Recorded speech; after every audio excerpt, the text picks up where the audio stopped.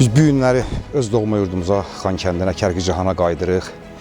Allah prezidentimizə can sağlığı versin, ulu öndərimizə Allah rəhmət eləsin ki, bugünkü gündə bu dinc əhalini belə öz yurtlarına, yuvalarına qaytarırlar.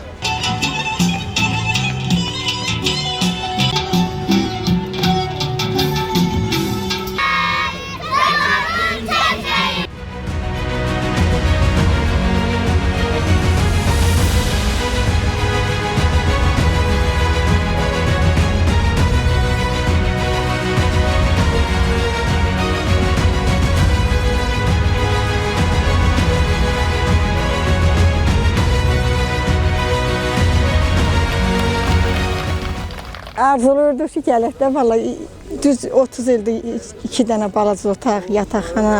Allah prinsipə dəyməsin, bizi gətirdi vətənimizə.